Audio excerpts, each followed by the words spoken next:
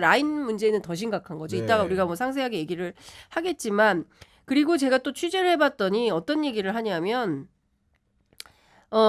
이게 사실은 일본 국내 정치용이라는 거예요. 내부 단속용으로. 네, 그러니까 네. 제가 이제 호사카 유지 교수가 이런 얘기를 하는데 그 일본 총무상인 마스모토 다케야키가 우리나라에는 이토 히로부미의 5대 증손이다, 네. 외고손자다, 뭐 이렇게 알려져 있어서 그게 막 초점이 돼서 돌아가고 있지만 그거보다 더 심각한 문제는 아마리 아키라라고 자민당 경제안보 담당 본부장이 있다는 거예요. 근데 이 사람이 사실은 마스모토의 배후에 되는 사람인데 13선의 자민당의 중의원이에요. 그래서 핵심은 뭐냐면 아베파고 아소파, 아소다로 아시죠? 망원제족, 아소다로 망원제족이. 예. 뭐 이 사람, 그러니까 뭐 역대 한국 대통령은 퇴임 후 대개 살해되거나 체포됐다. 뭐 이런 식의 얘기들을 막 하고 했던 뭐 특히 창씨 개명이 조선인의 자발적이 참으로 이루어졌다. 뭐 이런 등등의 이제 망언을 했던 이 계파. 그러니까 사실상 지금 중요한 건 기시다가 인기가 굉장히 없어서 지지율이 폭락하고 있는 가운데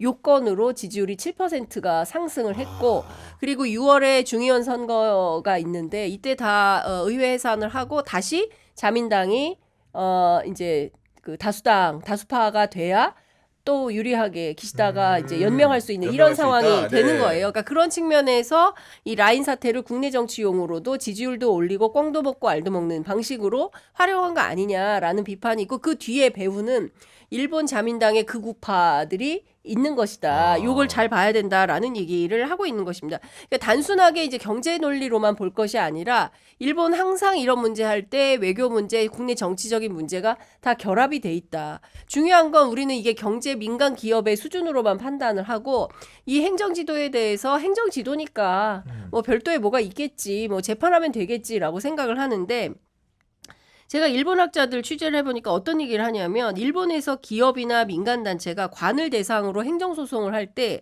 승소 가능성이 없다는 거예요. 90%가 패소한다는 거예요. 왜냐하면 일본은 내각제 국가고 네. 정부가 모든 부분들을 사실상 다 쥐고 있기 때문에 일본에서 사기업을 하려고 한다 하더라도 정부하고 친해야만 좋다. 이런 얘기들이 있다는 거예요. 그 누굽니까? 저 조국혁신당의 이혜민 당선자에 따르면 이제 그런 얘기를 하는데 모든 것이 정부 주도로 이루어지고 있기 때문에 재판보다 더 센 게 행정지도다. 예, 그래서 이번에 문제로 우리가 만약에 뭐 소를 제기한다 하더라도 패소가 뻔해 보인다. 패소 가능성이 네. 훨씬 높다. 그러니까 이것은 결국 뭐로 해결을 해야 되냐?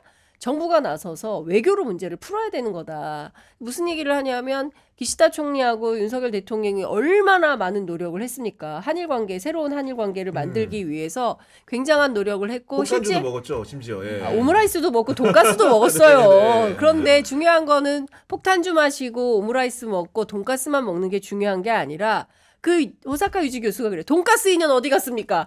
예? 그 인연을 살려서 지금 이 깜짝 문제를 놀랐습니다. 2년 인연. 예. 그래서 적극적으로 외교로 문제를 풀 수 있는 노력을 해야 되는 거지. 대통령 어디 갔냐? 나라가 어디 있는 거냐? 특히 이 라인에 연결되어 있는 국내의 이 개발자들이 2,000명 정도 된다는 거 맞아요. 아니에요? 네. 이분들의 운명은 누가 결정을 하는 거냐? 그거 관련해서 네이버에서 노동조합인가요? 성명을 발표해서 절대로 지분 매각해서는 안 안 된다. 된다라는 네. 입장을 밝히기도 했는데 이 정도 수준이라면 대통령이 나서서 기시다에게 전화해야 됩니다. 그리고 이 문제에 대해서 현명한 해결이 필요하다라고 촉구도 해야 되는 것이고요. 그 밖에 다른 문제들에 대해서도 이제는 얘기할 때가 됐다. 언제까지 뭐 과거사 문제가 지난번에 기자회견 할 때도 그 얘기가 또 있었어요. 과거사가 무슨 발목을 잡습니까? 우리가 과거사 문제로 발목 잡는 게 아니라 일본이 과거사 문제의 올바른 해결을 하려는 태도를 보이지 않기 때문에 이 문제가 그렇죠. 네. 70년대 풀리지 않고 있는 것이다. 이런 관점의 전환이 필요한 상황인 것이죠. 더군다나 더 큰 문제 사도강산 문제예요. 이 사도강산을 이제 유네스코에서 등재를 한다는 건데 세계문화유산으로. 그렇습니다. 네. 그런데 여기에 사실 배경이 됐던 건 강제노동이 있었다는 맞아요. 네. 사실 아니겠어요? 이거 다 지워버리고 그냥 세계문화유산으로 등재해버리면 그때는 우리가 할 말이 더 없어지는 거예요. 그동안에는 박지원 전 원장에 따르면 그 유네스코 위원회에서 등재 안 할 테니까 좀 세게 얘기하지 말아주세요. 이런 딜 오히려, 같은 것도 예. 있었다는 거예요. 근데 오히려 한국 정부가 침묵하고 오히려 윤덕민 그 주일 한국 대사가 적극적으로 협력하는 하는 거 아니냐라는 의혹도 받고 있는 상황이라면 도대체 이 기울어진 한일 관계를 무엇을 위해서, 누구를 위해서, 왜 이런 식의 외교를 하는 것이냐. 여기에는 국익도 없고 아무것도 없는 거 아니냐. 윤석열 대통령 어느 나라 대통령이냐. 이런 비판을 안 할 수가 없는 것이죠. 의원님 만약에 그 기시다가 이 일을 계기로 7% 지지율이 올랐다고 하는데 모든 게 다 제로섬이니까 우린 또 7% 떨어질 수도 있는 일 아닙니까? 굳이 따지면. 뭐 둘이 합쳐도 지지율 50%가 안 돼요. 지금 현재 스코어. 한 사람이 50%라도 뭐 높은 거 아닌데 그러니까. 둘이 합쳐도 안 되고 바이든까지 합쳐도 100%가 안 돼요. 그래서 다 50% 100 보고. 그런데 여기서 한 가지 윤석열 정부가 그럼 왜 이러냐, 윤 대통령이 왜 이러냐 하는 부분은 조금 심층적으로 볼 필요가 있겠습니다. 단순한 대일 굴종이 아니라 실제로 네이버 편이 아니에요. 네? 실제로. 그 우리 의원님 보시기에는 그거는 논리적 흐름은 이래가는 거예요. 자, 이 라인의 서버는 한국의 네이버에 있는 거죠. 그렇죠. 클라우드에. 그런데 거기에 중국 기업인이 접속을 했다는 거예요. 37번을. 그랬는데 여기서 수십만 건의 개인정보가 탈취당했다는 거예요. 52만 건 그렇게 나옵니다. 이런 류의 주제가 한일 협력의 가장 우선 주제입니다. 그러니까 지금까지 윤석열 대통령이 한미일 안보 협력하고 한일 관계 정상화를 했다 그랬는데 그게 주로 안보 협력이 80-90%거든요. 그런데 제가 알기로 한일 간에 가장 활발하게 상시적인 기구까지 만들어가지고 협력하는 분야가 사이버입니다. 그리고 이제 그게 이제 중국과 북한이거든요, 상대가. 그런데 그 북한의 이제 그 암호화폐, 해킹, 그다음에 중국의 불법 개인정보 탈취, 이게 양국에는 완전히 모멘텀이 돼 있는 거라고. 확실하게 모멘텀이 돼가지고 사이버 방어 훈련을 이미 정례화했고 이미 모든 어떤 그 대응을 같이 하는 기조예요. 그런데 미국에서 틱톡이 퇴출당할 때 그 이유가 뭐냐면은 틱톡을 통해 가지고 미국인들의 개인 정보가 중국으로 다 넘어간다. 그런 의혹이 이거죠. 있어요. 예. 그러니까 그걸로 지금 저 난리가 난 거예요.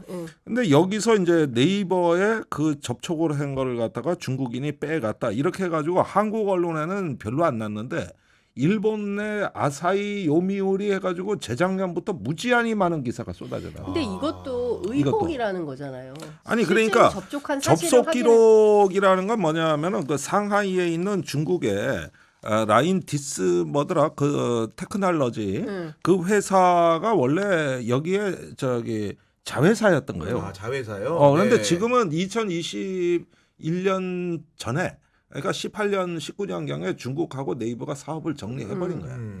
그런데 몇 가지 사업이 남아 있었던 거지. 그 라인의 인공지능 활용하는 문제나 이런 거는 기존의 협력 관계에서 실제로 중국하고 일부 협업을 네이버가 한 거예요. 그러면은 이 부분이 뭐냐 하면은 전 세계에서 중국이 정보 도둑질을 한다. 이게 중국을 악마화하는 오늘날 가장 큰 아젠다가 돼버리는데 일본 정부가 이거를 짚고 들어오니까 그러면 이거는 재발 방지를 위해서라도 양국이 협력을 해서 이 진상규명과 보안에 관한 문제는 철저하게 규명을 해야 돼요. 그런데 일본의 요구는 한국은 믿을 수 없는 나라이기 때문에 이제 이미 그 서버를 통째로 일본으로 옮겨라. 그러니까 원래는 자본 탈취다, 지분 탈취다 전에 그게 아니라 기술과 서버를 일본으로 옮기라는 요구를 하고 있었던 건데 네이버 입장은 뭐냐 하면은 야 여기에 동남아 전체를 서비스하는 서버가 한국에 있는데 이 데이터 센터를 전부 옮기라 그러면은 계산을 해보니까 물리적으로도 2년 걸린다. 아 그냥 그 이전하는 데만 이전을 동의해줘도 그것만 해도 2년이 걸린다. 그래가지고 답변서를 낸 거야. 그러니까 저기 그 총무성에서 이따위 답변 우리 기다린 거 아니야. 계속 중국으로 정보 넘길 거야. 이렇게 윽박지르기 시작을 하는 거면서 넘기라는 거죠. 그래서 우리 일본 국민의 개인정보가 침해당했다.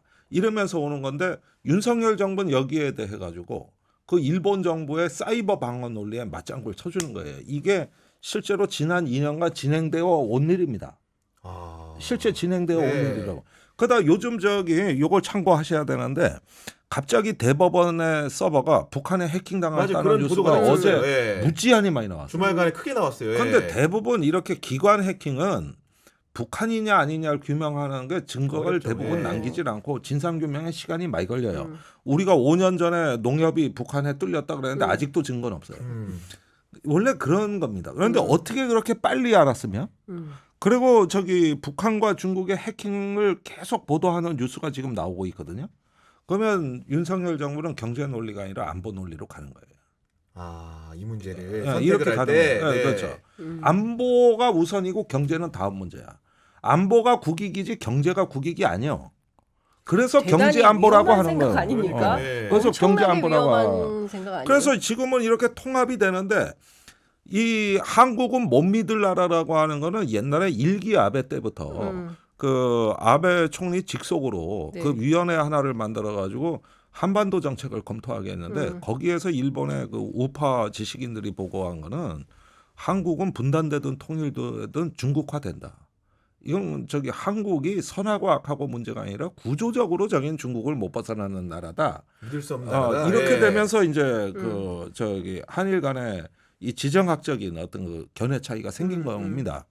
근데 지금 윤석열이 대통령이 돼도 지지율도 얼마 안 되고 총선에서 졌고 네. 이라고 어차피 한국은 중국화될 나라다. 그래서 과거에 화이트리스트에 반도체 소부장 그거를 맞아요. 예. 제외할 때 그때 논리가 뭐냐면 한국은 안보상 믿을 수 없는 국가. 맞아. 그러니까 우방이 그때 아니다. 예. 그 이 약속을 안 소부장의 지키는구나. 기술이 중국이나 북한에 넘어갈 유출될 수 우려가 있다. 있다. 그때 논리가 지금 또 나온 거야. 그러니까 사실상 그게. 적성 국가 대우를 하는 거 아니에요. 그러니까 이제 여기는 그 어디 뭐 중동의 무슨 뭐 이슬람 뭐 어디 레바논 같은 나라 취급을 받는 거죠. 왜냐하면 못 믿을 나라니까. 그래가지고 그 논리가 그대로 투영이 되면 이건 구조적인 관점이다. 그런데 윤 대통령은 여기에 대응할 생각이 없다. 왜? 다 그런 논리에 찬성하고 북한과 중국을 주적으로 삼아온 그리고 사이버 안보를 가장 중시한 네. 협력을 일본하고 해왔으니 같이 외교해야 되니까. 네. 아니 그래서 근데 그런 거예요. 이렇게 되는 그러니까, 거죠. 예.